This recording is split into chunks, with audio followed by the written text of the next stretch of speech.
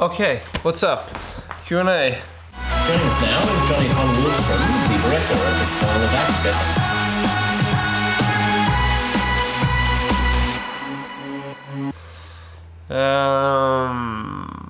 Acts. Audio seems to be fine. Let me know. The internet has been really strange today.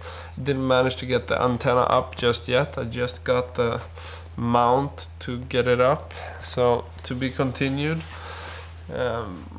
But hopefully it works. Audio unsynced. It's starting off real good. So let me just reset everything before we start then. I'll be right back in that case. But just to confirm, is it unsynced for everyone? Waiting. Let me just get the questions and all. So all unsynced. Okay, so let me just reset.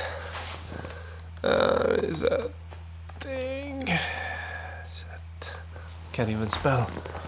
I got a question about analog cameras recommendations. I just gotta turn myself off here. Better. So this was the camera that I started shooting with. It's an Olympus OM1, I think. Yeah, this is OM1. I love this camera. I think it's a really good 35mm analog camera. So for anyone that hasn't used an analog camera, you put the film in here and you can't open it because then it gets, you know, exposed to light and then it's destroyed forever. But then you turn it on and then you have like ISO settings and then you have like the mounting of the film and all that. And then you have like the aperture and those things here. I'm actually, I think next week, doing a film that is talking about how I started with photography, so more about that in that video, I think. But it's really interesting how I think photography, that's what the video is about, how photography helped me develop a style in filmmaking and all that. Just a tip that I just realized for the GH5.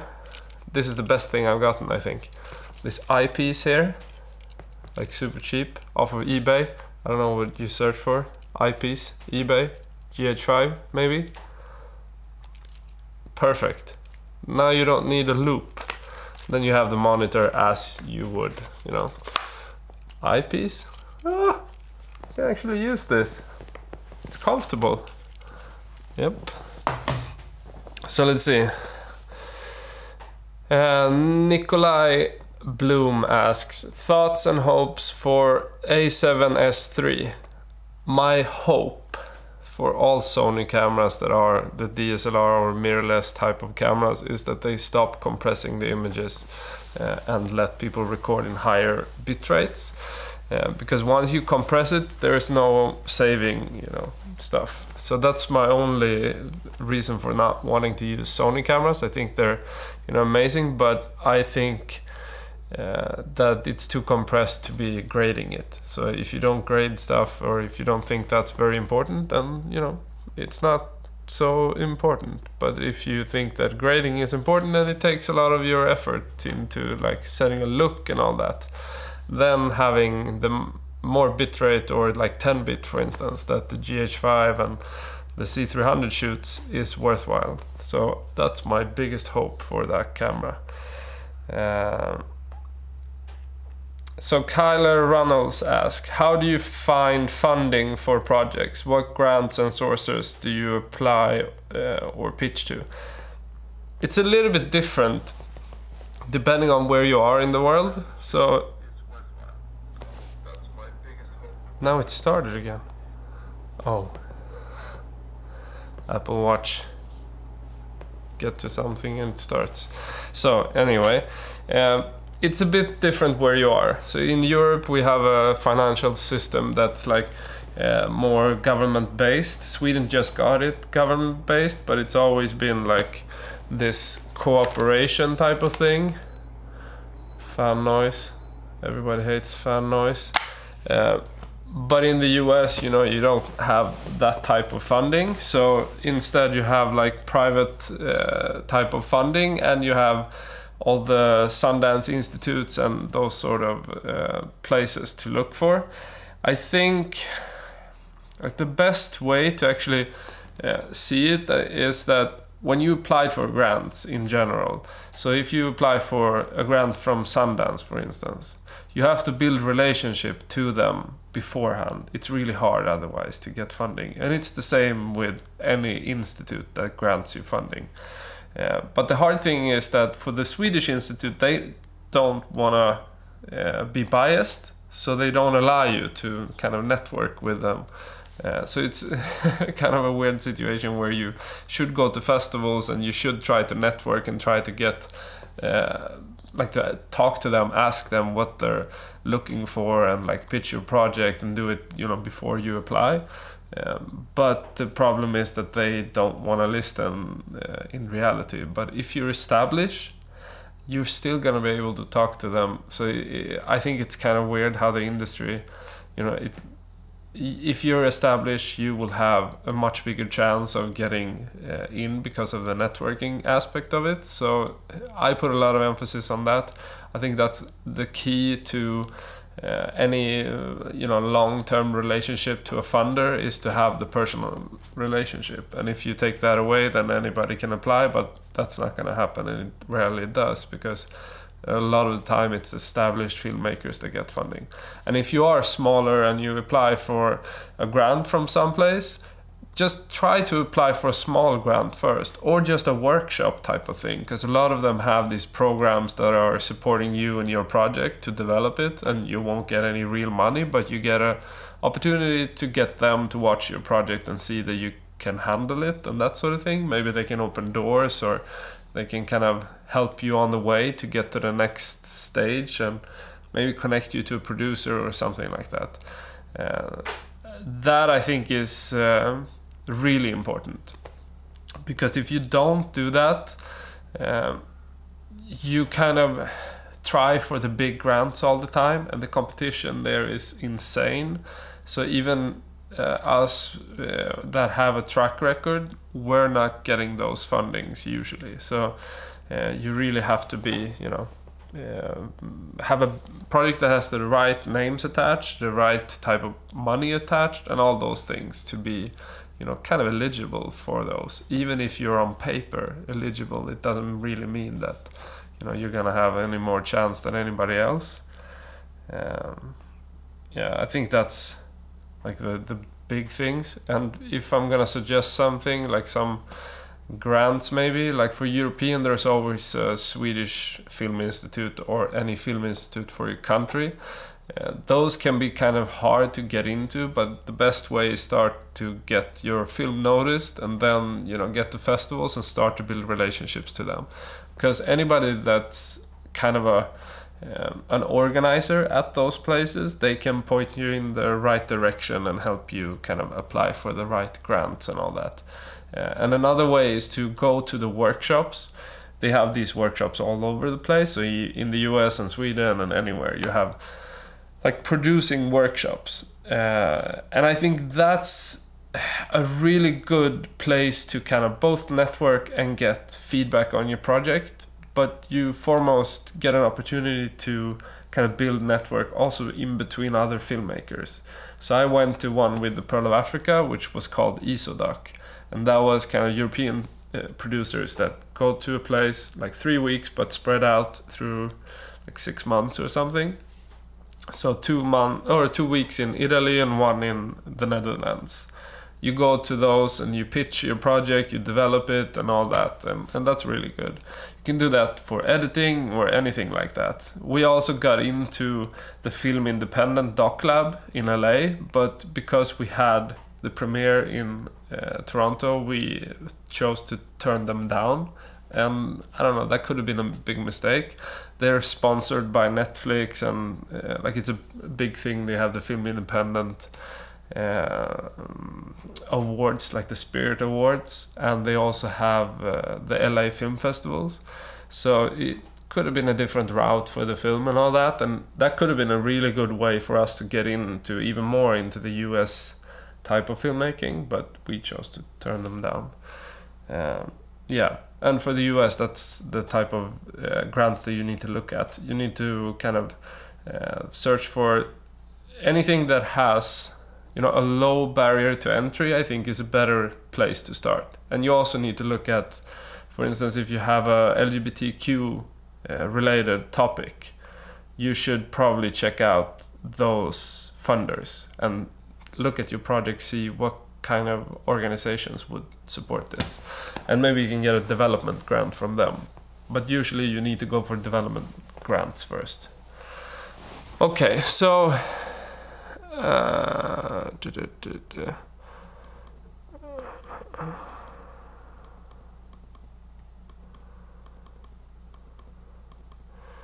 so it seems like there's shitty buffering going on. Is it for everybody or just somebody?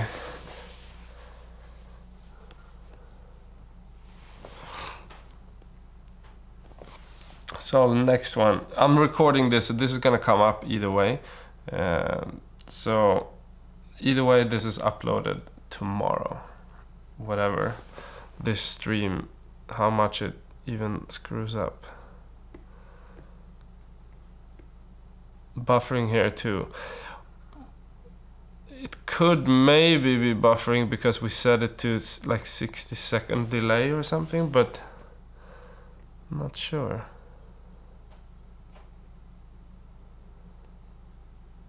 That's weird. Nope.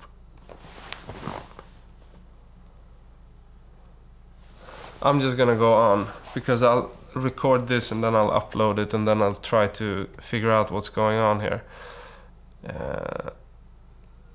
I will not move to save the codec from doing anything, but it's set at a low bitrate, so it shouldn't be a problem, but obviously it is. Okay, so focal length. Victor Bart, what are your preferred focal lengths to shoot with? Please mention the sensor size or just say the 35mm equivalent. Haha. Mainly if I shoot for CinemaScope, which I always do except for when I do advertising because they have different specs, I usually want to be around like 24 to 35, equivalent of like super 35mm, and that's, I guess, around on a GH5. I guess it becomes like around 12 to even 10. I'm down on sometimes, but that's mainly because you film yourself. 10 is really good on a small sensor, but 12 to maybe 20 is fine, I think. And I don't shoot a lot of telephoto. I usually like to get more of the surroundings in. I think that you can get really pretty shots and all with telephoto, but you can usually lose so much of like the opportunity to actually tell something with the room. So that's why I try to stick to wider shots, and that's what I like also, to like be more cinematic. I think the more kind of environment you get in and where you have it nicely lit and all that. So an example could be like this, for instance. You have a light there, and you have, you know, I'm lit here, and then you have like a light source, this is hard, inverted, over there. And usually when you want to get cinematic lighting, you need to have like different fields going from like, okay, bright, dark, bright, bright, dark, bright. That's the basic concept of kind of getting depth in any image when you light stuff. And if you want that depth, you need to light it in that way, and then you need the room and you need place to put, you know, something in the background to get more depth. For instance, there is a light back there also, but you can't really see it. But I mean, those things is easier to kind of work with if you have a wider type of focal length. So that's what I like to use to kind of build something with the room and to kind of not cut so much. I don't like, you know, overcut type of storytelling. I think that you, in an ideal situation, you wouldn't need any cuts. You could just, you know, tell everything with one angle or whatever. You could even tell everything on a tripod and not even move that one, because a frame can tell you so much. Just look at a still photo, how much story is in a still photo, and you kind of get what I'm kind of going for. And if you look at any cinematic type of film that's done in Hollywood, of course everything is, you know, very few frames that tells a lot of story. And I think that's something that maybe is lacking when it comes to both all like the YouTube stuff, but especially when you look at vlogs. All of the vlogs pretty much is based on somebody talking to you and telling you, you know, what's going on. And that's not telling a story with the cinematic language. That's kind of, you know, right now maybe it seems like this is a really realistic type of way that where you get a lot of, you know, you get eye contact with the subject. I don't think that's gonna last. I think that whole concept of vlogging will change. I think that looking in and talking to the camera will be used, but I think that it's gonna change and evolve into something more than that, because that kind of simplistic way of kind of telling a cinematic story is not something that I think will last. I think that you have to bring in more stuff than that to kind of tell a story. Because just like having a talking head, because that's basically what it is, but a modern type of talking head, anybody knows that that's probably the most boring type of documentary that you can get. And I think vlogging will be considered that, at least the ones that stay that way and don't try to evolve and tell more of, you know, a story in all elements that you have, you know, to your disposal. All right, so let's see. Next one. Tips on writing a short film for high school students to create. I guess we're talking fiction here. I think anybody in high school or anywhere should just make a personal film. The first film that I made when I went to film school, like before I went to another film school and then I went to a real film school. And the first film school I just did like everything, just went out and did what's fun, like anything from horror to like action to whatever. I was just, you know, testing the film language and all that. But then as I applied for film school, I was forced to kind of do an assignment where I would make a personal film, like a self-portrait film. And I think self-portrait films are pretty much the thing that where you learn what's personal and what that creates in your stories. So I think anybody in high school or anywhere should start by making a personal self-portrait. Because if you can get really personal, maybe you can't, and then you have a lot to work with. Because if you can't get personal and make a personal story, and a self-portrait is essentially that, right? If you can't do that, then maybe you shouldn't even make films. Because if you can't make it personal, then it's just a waste of time, I feel. You have to try it out as an exercise at least to make like a self-portrait or like a super personal film about your I don't know, dog, mom, something, but something that is, you know, super personal, where you have a lot to lose by, you know, feeling awkward and feeling ashamed and all those things. Because if you can't feel them, you know, while making it, you won't evolve. That's at least my opinion on it. Let's see. Which mic do you use? I use a Sennheiser MKE, I think, 416. For the voiceover, I use a MKH50, Sennheiser also. This is the mic that I usually mount on the camera. I have another one on the camera right now, but that one is not recording. and then I used the Electrosonics PDR recorders with Sanken COS lavalier mics. That's my basic setup. Yeah, that's the ones that I like at least. 80D versus A6300. I think both are good, but I'm a Canon guy.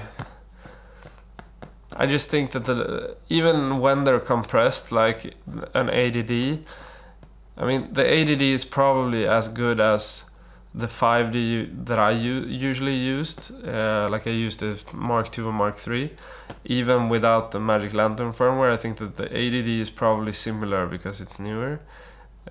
And that one pretty much holds up. Like the whole Pearl of Africa and the whole Confused African is shot on the Canon 5D Mark II pretty much. No, Mark III, pretty much that one, and then the Blackmagic Pocket.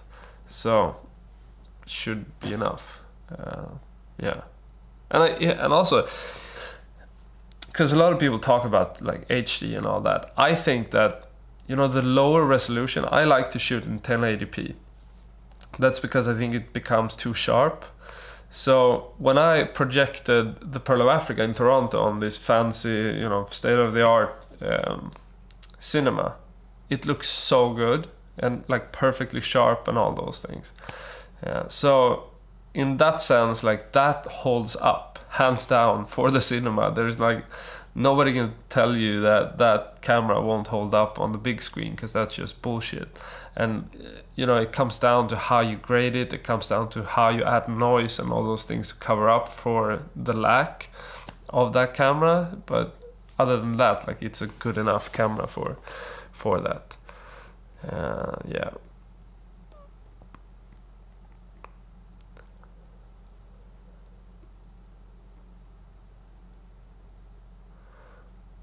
Did my question about film challenges vanished? Okay, so let me see. Where to find film challenges online or local that don't require a lot of terms of equipment and skill, something like Cinema 5D hosted recently. I don't get this one. Oh, you mean like a competition, I guess. That I don't know. I think that like stay subscribe to all the brands, like the main brands, because all of them do competitions. So for instance, a lot of them did a competition with Matty and Peter McKinnon recently, and that's the type of collaborations that people do, because all the brands will kind of partner up and they will pitch in their own type of equipment, and then they will go to an influencers and they will kind of partner up and make a competition, usually. Film Supply have done similar things, I think, and like Red Giant does the same type of thing. So kind of subscribe to those and maybe see if, you know, there are any online film festivals, for instance. But I think maybe No Film School and Cinema 5D would have like a list of that. I'm not sure. Let's see. How do you approach people that you want to include in a short documentary to get them interested and willing to be in it? Yeah, this is kind of interesting, because usually this is a long process. I just got from Andre now like a whole, for my new film, I got a whole list of like characters in Canada. So this process of looking for these characters have been going on for maybe 6 months or something. So we've been just like started the process, like we found a story that we really like and think is essential for the whole film. And then we kind of looked at, okay, so who wrote this article about this? Because we found an article that was like the start of this. Contacted that journalist. Then I guess, I don't know if we hired the journalist to do the research or if she or he has just been helping. So she or he worked at New York Times, or works, and then they helped us to kind of point us in the right direction. that kind of makes it, you know, you have a couple of names, you start contacting them, you start asking them if they're interested, you talk about like the concept of the film, like this is what we're trying to say, this is why we're making it, this is why we are making it. So you talk about all those intentions and what you expect from people. You should be open about like, okay, how long will this project take? So for instance, this project might take like 2 or 3 years. So say that, because most people expect that it's going to be done in like 2 weeks or something. So be upfront with all those details of how and when and how much is expected of them. What do you want to film with them? Yeah, and usually we do a lot of research for a couple of names. And then sometimes we go there and we meet a couple of them. But I think it makes more sense now for us at least, to pay someone who's local to go there and do test filming for like a casting process. So they go there and they test film them. So this would be you doing it if you don't have the money for it. So you go there and you do like a pre-shoot, meeting these people, just doing like a sit down interview over like a cup of coffee or something like that. And then you kind of get a feel of like how they are as a character, and then you go back and you pick 1 or 2 and you start shooting them, and then, you know, you make your film basically. That's at least how I do it most of the time. But nowadays I can afford to kind of spend a lot of time doing the casting, so I do that just because I know that the more time you spend in casting to cast the right person that, you know, has everything that you want, the more you're gonna get for free while you shoot. So you're gonna get so much more than you could ever imagine if you cast the right person, and it's gonna be less friction for you to kind of get it out of them. For instance, the first interview that I did with Nelson in The Pearl of Africa, threw it away. Nothing was usable. So, you know, you'd spend an hour and a half just doing an interview that you don't use eventually. Those things happen, but I try to avoid it by kind of working more on like the introduction and casting process. I use a Minolta lens on my Blackmagic Pocket cinema camera, and it's great for tele and some macro shots, but you can push the minimal focus distance to about 15 centimeter, which gives nice close-ups, not real macro. I don't understand if that was a question. I don't think so. Okay, next one. What is the reason you chose to be a filmmaker? What inspired you? I think just the thought of making stuff was the thing that kept me going, because in the beginning I think it just was, oh, it's fun to make films. It is fun to make films. Just like playing with the whole medium. That amazed me for a long time. That amazed me. Like anything from like doing horror films to doing you know, music videos, all those things just amazed me. So that's probably what got me started, the whole technical and narrative aspect of it. Nowadays I'm much more interested in the emotional storytelling aspect of it. Like, how can you tell an effective story, or how can you make people care about somebody that they don't know, or like all those things that is telling a story, or like what is a good story, what is it that works and what doesn't work. But I think all of the filmmaking, like everything that interests me about it, is the process. It's not so much about like, oh, I made this fantastic film.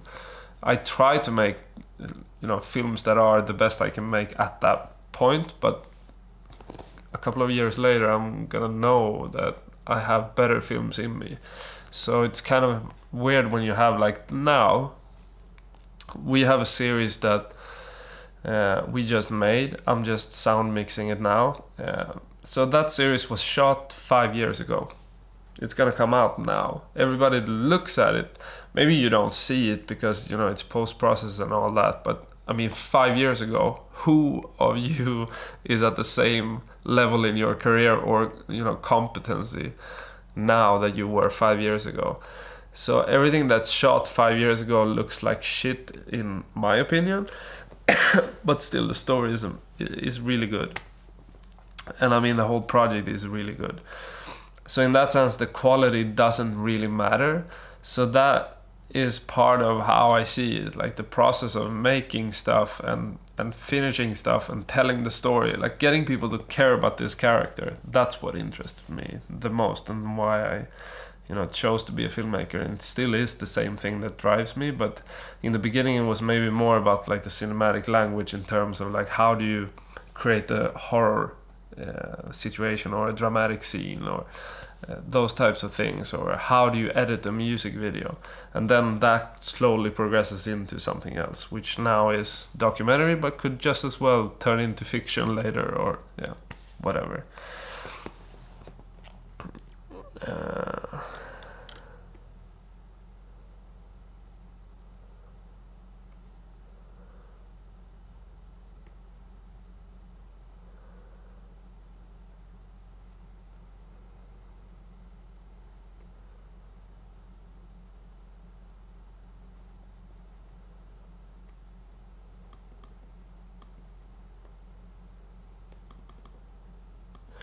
To get a smooth image recording at 24 frames per second, can I use a bigger shutter speed than 50?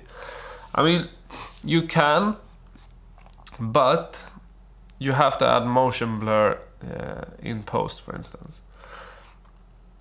I'm not sure I understand exactly what you mean, but for instance, I shoot at 50 frames per second sometimes, and then I slow it to 50%.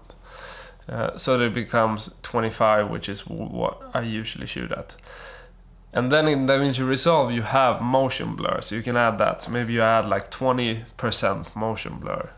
All of a sudden it looks very natural. But if you have certain types of like movement, so if for instance a person is moving in a direction, or the camera is moving in a direction, you can get a little bit weird motion blur. So then you need to kind of adjust it on a clip by clip basis. But usually the like 20% that kind of works. So that's what I usually do, and I usually won't want to go up more than 50. But I guess you could, as long as the shot is the right type of shot, for instance. But I think most people, they shoot in 50 and then they slow it to maybe 50% or something.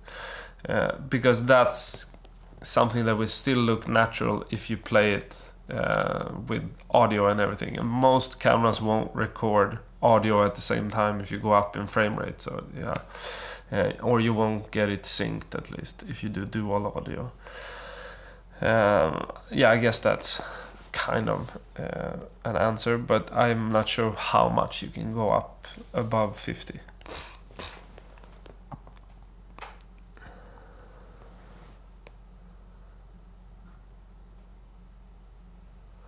Do you keep footage of finished projects? Do you throw stuff after seeing it and realizing it's unusable? I actually never throw away anything. I keep pretty much everything, and I've kept pretty much everything. So I still have all the web series or TV series that I've made, still all the raw material, and some of that is, you know, getting into the vlog sometimes, and that whole concept, I think, is just that, I don't know, if you make documentaries about people and you realize that, like, oh, you have so much material that you can't access, or oh, we shot this but now we don't have it anymore. I just see that as like, even more so now that the YouTube channel is here, but I don't think it makes sense to throw anything away. At least keep one copy. Maybe the hard drive crashes, but you at least had one. I store everything in like the original resolution, but I'm starting to think of kind of converting everything, but that would take much more storage to have like a proxy and a ProRes 444, but it's not gonna happen yet. Yeah.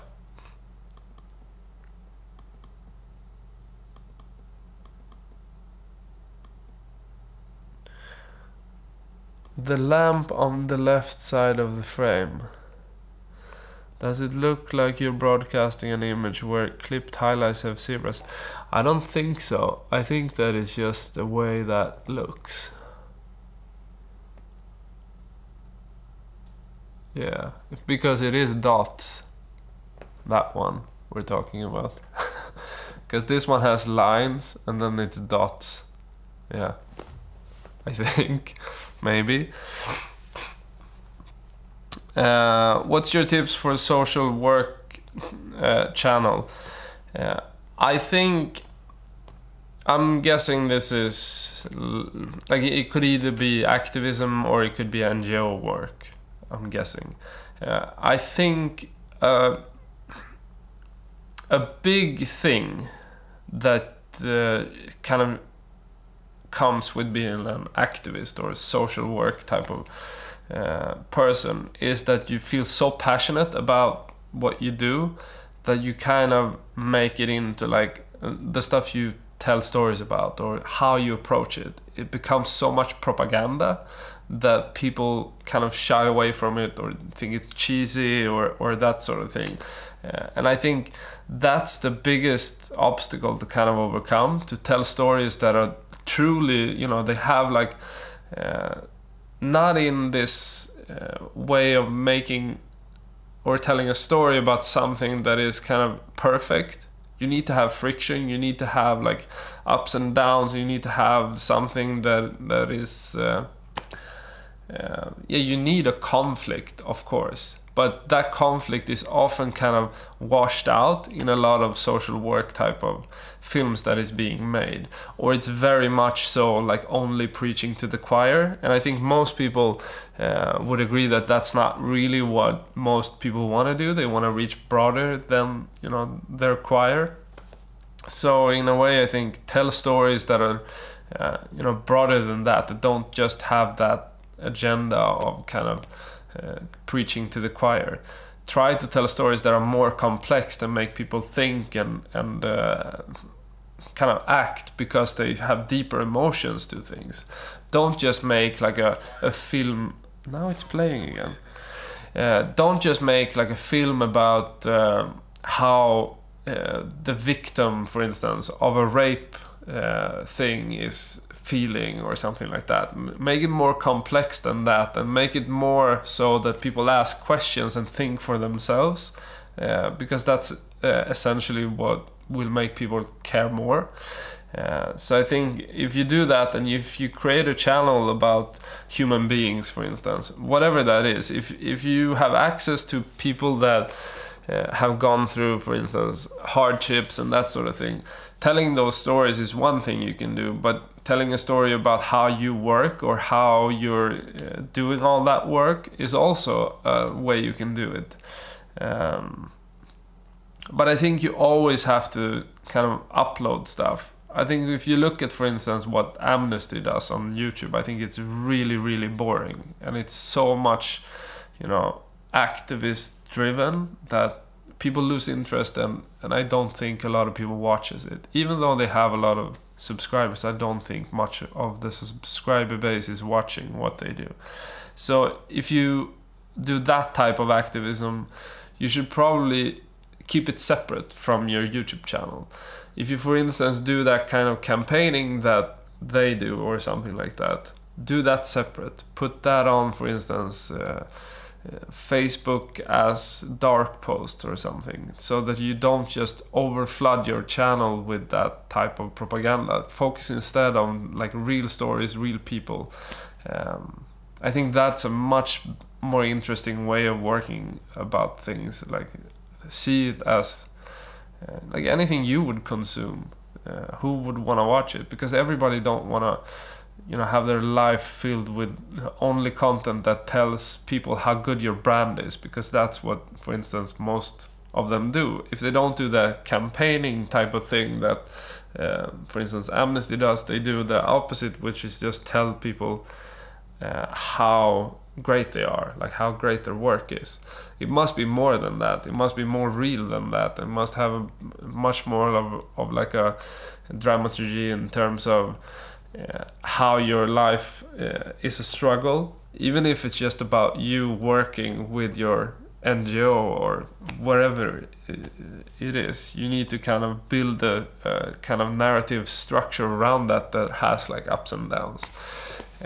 And think about it in like the way Casey Neistat does his daily vlogs, for instance, which isn't daily anymore, but it's built around one problem that he's going about in the whole thing. So there has like ups and downs, just trying to solve that problem. So try to structure, for instance, the stories according to those things.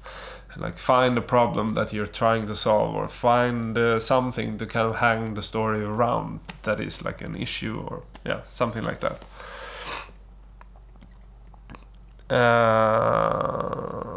Let's see. How do you feel about VFX in shorts? Anything that is motivated, I think is good. Just like B-roll. Anything motivated, keep it. Anything that's unnecessary, just throw it away. Kill your darlings. You know, making a feature film, you throw away about, I don't know how many hours. You know, you throw away so much material, and that's what you need to practice a lot of the time. Like if you do VFX, you really need to be careful with using it in a corny, shitty way that people will just be drawn out of the story. So if you, for instance, can't make VFX that are, you know, that people believe in, that is for real, which is ironic, then don't make them. Then do something else. Try to make it in a different way. Maybe don't show what you're trying to show. Like not showing the monster is also much more effective than showing the monster. That's at least how I see it. Like I rarely watch horror anymore, but when I did, it was always not seeing the monster that was the most interesting. VFX is kind of the similar thing, where like when you use it really little, when you just have the tiny type of stuff, then you know it can add to a story, but when it becomes too much, then it will suck you out of the story. But then if you look at like Game of Thrones, you wouldn't be able to make a series like that without the VFX. So it kind of depends on where you're at with everything. How important are montage transitions in your film? YouTube is so full of videos that are built on transitions. I have no transitions, and I will probably never have a transition like the ones that Cold Air makes. I think those transitions is like a fad thing, I feel. I think that they are pretty much the type of VFX that is unnecessary to tell a story. I think that sometimes if you look at, for instance, Snatch, I think that's a good example of where it adds to the story. When you have, for instance, them going on a plane, and it's kind of a look for the whole Snatch thing, where you have these rapid cuts and super fast pace, and you have just like sound effects that go with the cuts and everything. Then it adds to the story, because that's the type of narrative that you're trying to achieve. Or for instance, Requiem for a Dream uses the same type of audio and cuts, and kind of building a suggestive type of feel to the whole thing. Then it adds. But when you just do it because it looks good or it looks cool, then it's just corny. So don't use it. That's how I feel about it. But I think like for somebody like, for instance, Colder, that's made that his thing, for him it's fine because it's his thing. But for anybody else to kind of replicate that, it just becomes, you know, a fad that nobody will care about. Because somebody that's done it to his style, let's say Casey, for instance, again, his style is not something you can copy without people noticing. It will just become corny as soon as you do it. And Colder is the same. If you copy what he does, it's gonna be the same. It's just gonna look cheesy and, you know, worse than the original. So try to find something else that is more original than that. Yeah. So let's see. What do you think about the jib? Good or bad filming tool? I love the jib, but it's such a pain in the ass to take with you Like I love the movements that you can get with the jib, but I haven't used it in years just because it's so unpractical to carry around. So in that sense, like I guess it's kind of dying off in a way. But it is an amazing tool. If you just have one, then use it. Or yeah, you can create so nice fluid shots, much nicer than you can with the gimbal. But a gimbal is easier to carry around. Do you ever battle with your own creativity? Feel like your personal projects are falling behind your previous work you felt were better? I think I always reevaluate this, and I think that's really important to do. Like looking at like where you're at all the time, thinking about, okay, so why am I doing this, and kind of reassessing where you're going. So doing too much commercial stuff would bore me. So I do a portion of that which I think is fun, and then I try to move away from it to get, you know, both inspiration from that, carry into my projects, and then go back to that. And you know, I fund my development phase by doing it, so I like doing it, but I wouldn't be able to do it all the time. I have to have something else to kind of mix it with. Then it's a really good source for creativity. For instance, my new film, is it one or is it more? I think one of the stories in the film comes from me having shot an advertising gig in Lofoten, and then kind of going back there to research a thing because I talked to my fixer, which was kind of driving me around at the time. He told me about the whole situation that I'm trying to make a film about, and then I went back to do some research, and I have been going back, you know, several times to do that. So that whole thing, I think, is valuable. Try to kind of get out there and do stuff. That feeds my creativity. Not sitting around and not doing stuff is kind of the enemy of my creative process. I just want to be, you know, mixing stuff, doing a little bit of everything, and then kind of just focusing on focusing. That's the biggest obstacle, like sitting down and doing stuff, sitting down and editing. But I don't look at, for instance, Pearl of Africa and look back on it and feel like, oh, it could have been better. Or maybe now when I'm editing and grading The Confused African, maybe I think about like, okay, this was really shitty shot, like I shouldn't have shot this or whatever. But now the stuff that's in there, it's good, so it has to be still in the film, even though it's underexposed on a camera that can't go up anymore, and you know, I should have lit this stuff better or whatever.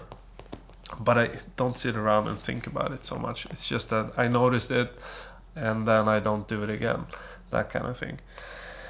But I always try to keep the projects going. So now the whole film that I'm making has been in a casting and research and funding phase. So I haven't done much with it. I've edited the trailer and then I've done a research trip, but that's, you know, been laying now for a while, so it goes in phases. Now we're probably gonna start working with it again, so ups and downs. How can you stay motivated through long-term projects? I think you always lose interest in what you make. I think that's the reason why people stop is that, and because they, you know, meet obstacles that they can overcome. For instance, they don't get funding or something like that. And I think that's, for me, it's always been about like just structuring yourself, just sitting down and working, like setting up stuff that you have to do. For instance, if we need to cast people in Canada and in South Africa because we have 2 stories there, then that process has to be started. So start that process and, you know, let it happen, even if you're not so involved in it. Or for instance, the application for funding.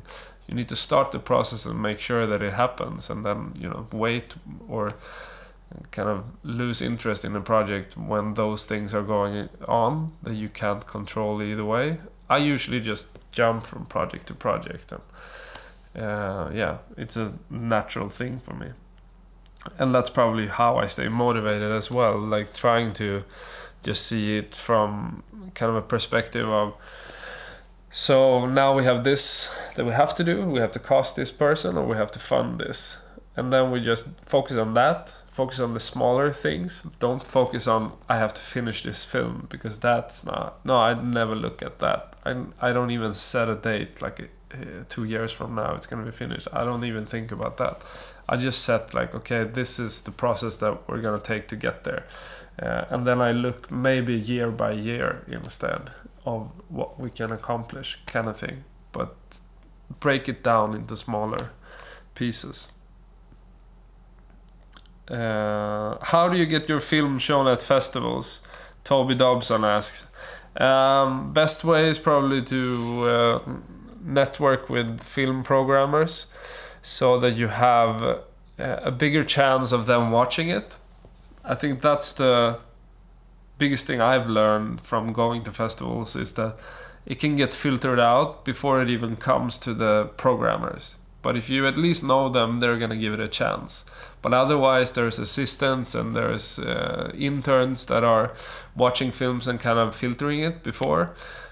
So your film won't get as much of a chance if you have a whole filter process going on before that.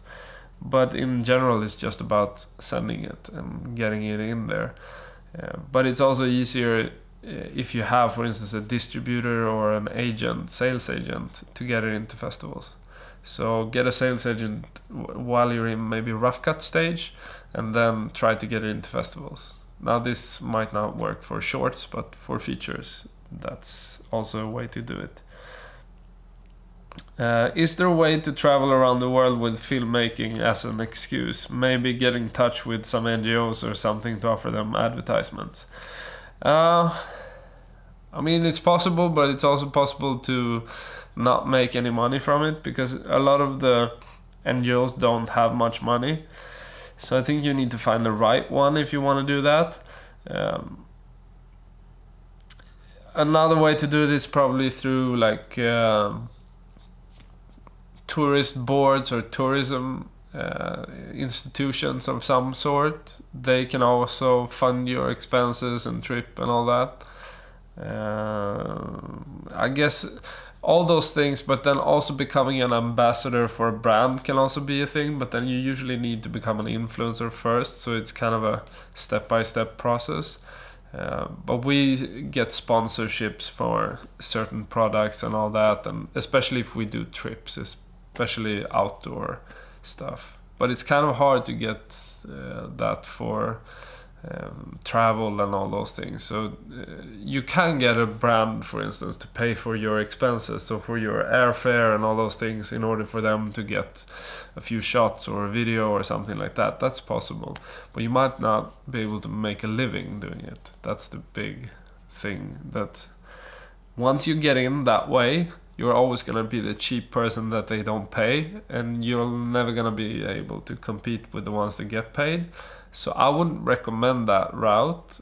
If you do it, then be aware of what you're getting yourself into, because they will never kind of pick you for the big high-end stuff that they do, or maybe not even pay you to do anything. They might only pay you for this trip type of thing. And yeah, long term it's not going to be sustainable. So okay, last question. Let me see if we have one here. No, so let's take this one.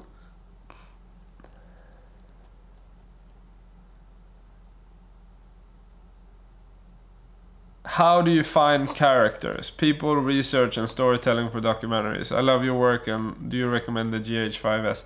GH5S, I think I would want it.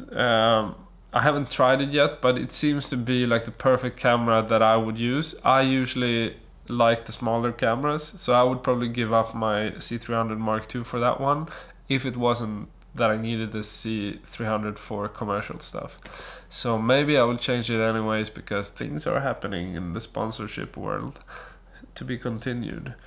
But the other question, people, research, storytelling for documentaries, how do you find the characters? a lot of the research that goes down is like an ongoing process. So let's say you find a concept around climate change in Greenland.